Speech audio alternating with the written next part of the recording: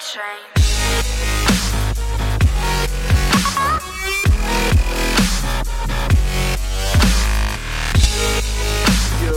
Yo, everybody, it is your boy James, here to talk about something cool. Earlier tonight, I went to one of the game shops here in Idaho and participated in a chaos draft. If none of you guys know what a chaos draft is, it is just like normal drafting, except each individual player gets to pick 3 packs of whatever the heck they want, and the draft goes on just as it is. You open your first pack, pick a card, pass to the left. Second pack you pass to the right. Third pack you pass back to the left. The cool thing about Chaos Draft is a lot of the cards that you're going to end up playing with aren't necessarily meant to be played together, as they don't have good synergy with one another, except in Chaos Draft, you find the synergy amongst cards that were printed in different sets, and you make them work. One thing we did tonight is we made that work. Didn't get a 3-0 victory. It was best out of 3. We did finish with a 2-1, but the deck was sweet regardless. The game that we did lost. I made play mistakes, so we should have just been a little more tight. I need to focus more on my gameplay and stop getting so excited when I top deck big old bombs. But I just wanted to walk you through the deck that I drafted. On the left side of the camera here, these are just basic lands that were part of it. We are playing only 2 swamps because we had a very powerful creature in black. We needed to make sure that we had a couple swamps in the deck, so we were always getting that creature out when it was able to be cast. 8 forests, due to the fact that this is a pretty heavy green deck, and we have a lot of green mana ramp cards that are going to get us into the colors that we do need, so we don't necessarily need a ton of the black or the swamps or plains in the deck. 4 plains, just the basic ones. The reason we're only playing 4 plains in this deck, as you can see, there are some white cards sitting in front of you. It's because we do have a couple non-basic lands that we took for the draft. Secluded Steppe, I did pass this when I saw it the first round. I'm not sure exactly what I took over Secluded Steppe at the time, but it did come back to us, and we gladly put this in our deck. If we weren't casting it or playing it just for the white mana, it's very easy to cycle into cards that we did need. Chef at Dunes was a very powerful card in our deck. You'll see why a little bit later in this video. It's the only desert, but it's the only desert that really mattered at the time. We didn't need more than one. Plus, with a Chaos Draft, you can't ask for a ton of cards, such as deserts, that work well together. Not a lot of people were playing any of the Hour of Devastation or whatever the other set is called, Hour of Devastation or Amonkhet. So not a ton of deserts, but we were happy to pull this one. And then an Isolated Chapel. This helped us hit both our white mana, which was super important, and then it gave us a 3rd black source. We weren't able to dig this up with any of our mana rocks or mana cards. But when we did top deck this early game, we were happy to see it. So we had a total of 17 lands in the deck, which is fairly basic for a draft deck. 17 lands is what they recommend that you play in the deck. And we had a couple high-cost creatures, so 17 lands fit really well here. To make sure we were hitting our land drops and also the colors that we needed, we had a couple different cards that helped us with that. Traveler's Amulet. So for one of any color, you're going to cast Traveler's Amulet. It is an artifact. And then you could sacrifice it to search for a basic land. It does go into your hand, but you're going to be able to cast that later on in the game.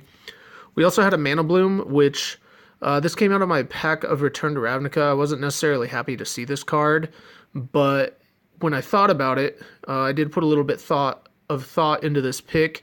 I was more than happy to slam that down in our pile.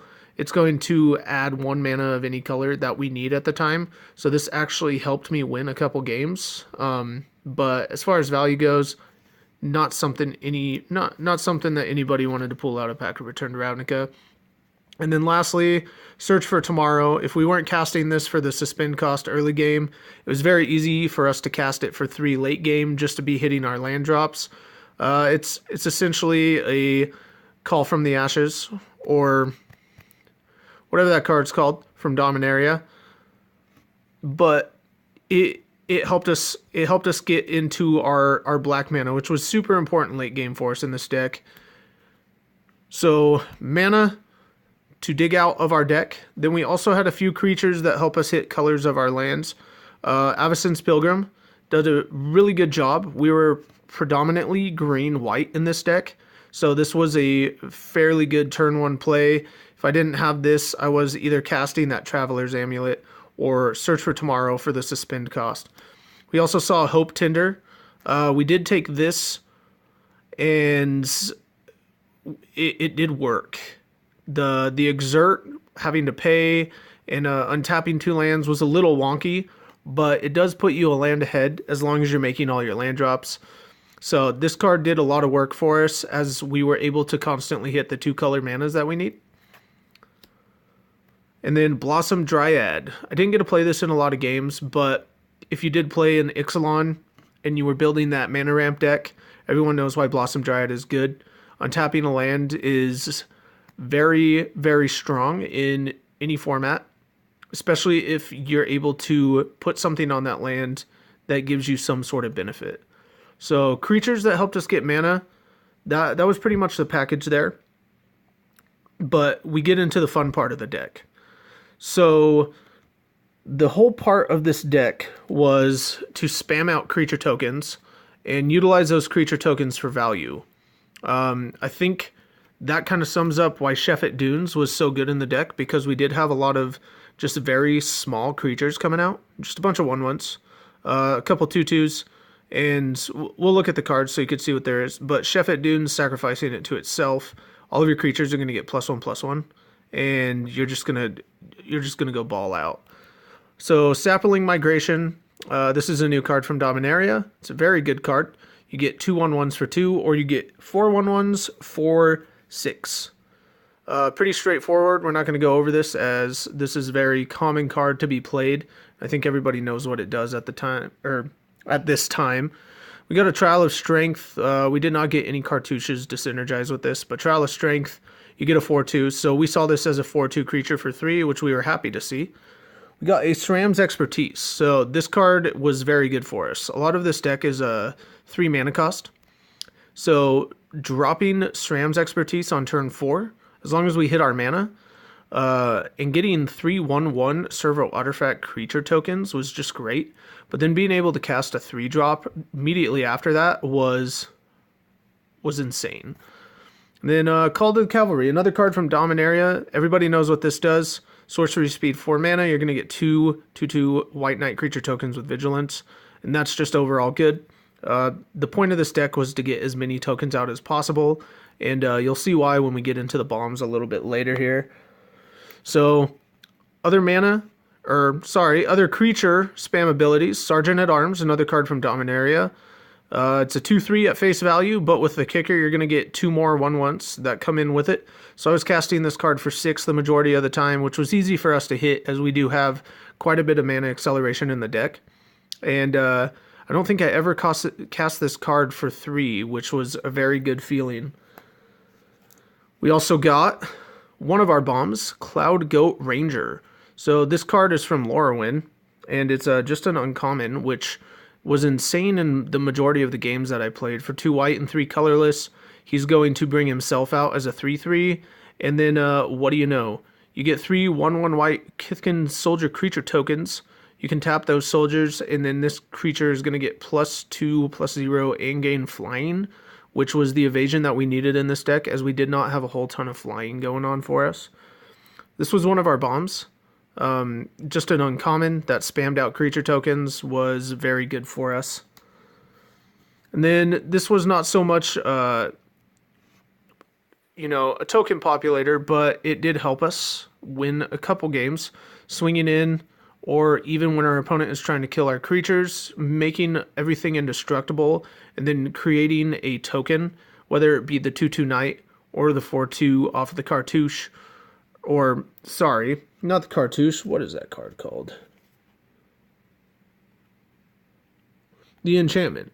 The Trial, there we go. The 4/2 off the Trial, or even just a lonely 1/1, that was irrelevant as we were just trying to save our creatures at that point. So Rootborn Defenses, if you're playing the creature deck that spams out tokens and you see this come around, if you're in a Chaos draft, I recommend picking one of these up. It's a very good card. So we'll go into filler here. These cards didn't work super well with the deck, but we did need some sort of creatures to get out so we could, either swing in late game or help us stabilize. This Geist of the Lonely Vigil, it didn't get an attack ever, but it's a 2/3 flying defender for 2 mana, which I thought was pretty good. Early game, our opponent is going to swing in with some stuff. There's always creatures in every draft deck, and this was blocking a lot of those creatures, saving us a lot of life so we can get into the later parts of the game. Then we see a Dromoka Captain, 3 mana, you get a 1/1, but whenever he attacks, you bolster 1.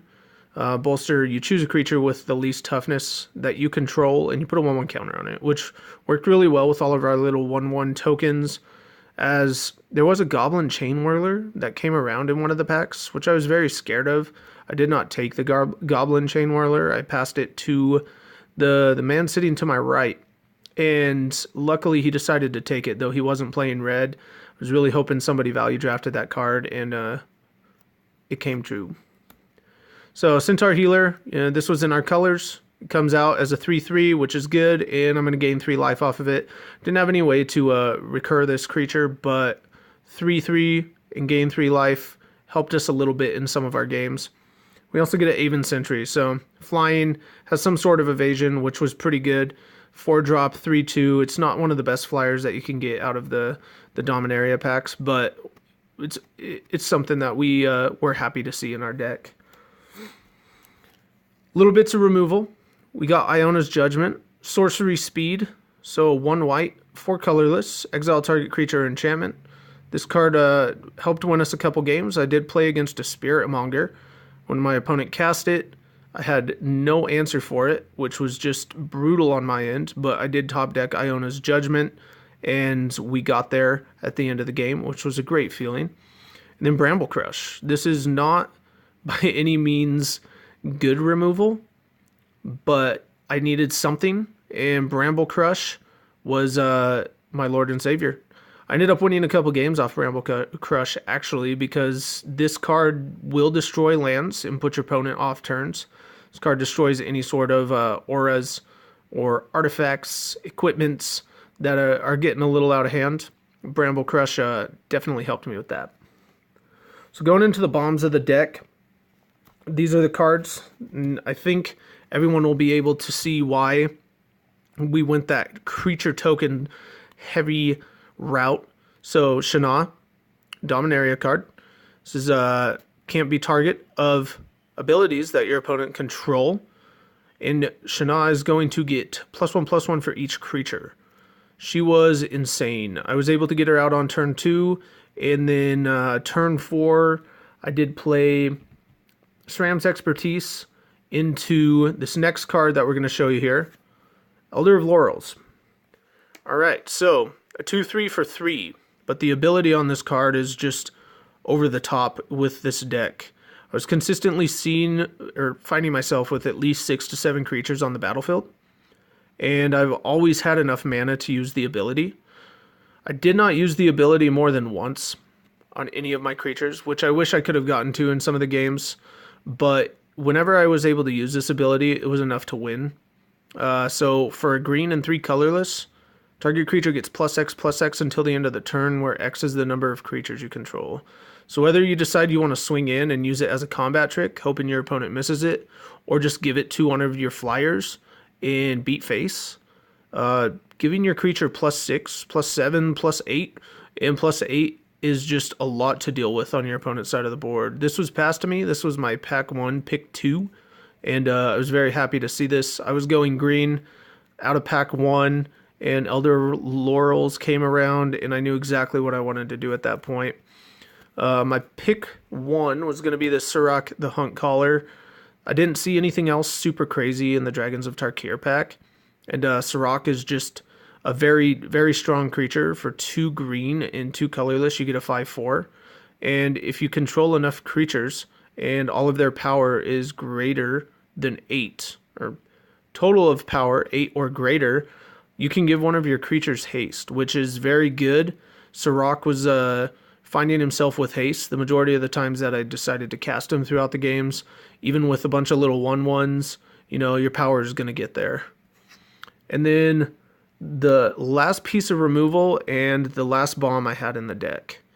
Voldaren Faraya. This is why we're playing those black mana sources. And yeah, this card was very worth it. This was my pack 3 pick 1. I was not playing any amount of black, but I realized immediately when I have a bunch of 1/1 creature tokens, late game if my opponent stabilizes with a, you know, chunky set of blockers, I'm going to need something to remove them. And Bramble Crush isn't going to get there, and a single Iona's Judgment isn't going to get there. I don't want to just try to beat around them with a bunch of 1/1s with Indestructible. So I took this Faraya and knew immediately that I was going to need to play black in the deck. Nobody knows what this card does. You know, it's a 3/3 flyer for 5. I didn't have any way to cast it for its madness cost, which I was fine with. But I sacrificed 3 other creatures, and I'm going to transform this. This is one of the transform cards. And when I flip it over here, you'll see exactly why this card was good in our deck. You becomes a 6/5 flyer. And when it transforms into Abolisher of the Bloodlines, target opponent sacrifices 3 creatures. So if my opponent's sitting with, you know, 6/7s, 5/4s, 5/5s, 6/8s, and I have a bunch of 1/1 tokens, I don't feel bad about getting rid of them to make my opponent sacrifice the 3 creatures he has on the other side of the battlefield and then swing in for a 6/5 flying. This card was our main win condition. This card was very good in the deck, and this card won us the majority of the games that we ended up playing. As I said, I did not pull out the 3-0.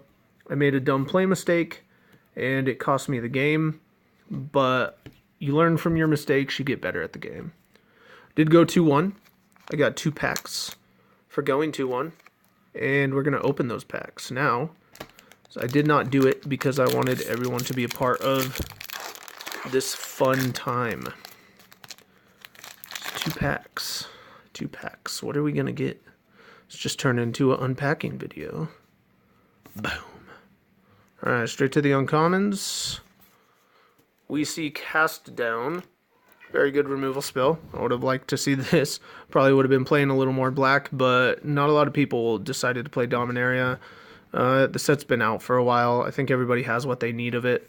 The only point of opening Dominaria now is to try to get a Karn. Got a Flame of the Keld. Nothing super interesting. Sulphur Falls is going to be our rare land, which we're happy about that. This is the rare land that you want. And then we see Adanitha Capuchin Paragon as our uncommon legendary creature. Cool. So we got some pretty good value out of that. 1 Sulphur Falls, plus the Acylated Chapel got past me, so that's pretty neat. We got 2 dual lands out of the Chaos Draft. Ooh, a Sergeant at Arms. I would have liked having 2 of those. Alright, straight to these uncommons. Got a Sentinel of the Pearl Trident, followed by a Merfolk Trickster. Very good card. And our rare Thran Temporal Gateway. Okay, we're not even going to read this. This card's bad. Groon, the Lonely King. That would have been another pretty fun card to see in the deck. Alright guys, so it's a little different video for y'all today. I wanted to show you what I do in paper drafts as opposed to MTGO jank nonsense. Go out to a local LGS, Chaos Draft with all of your friends. I highly recommend it. Thank you all.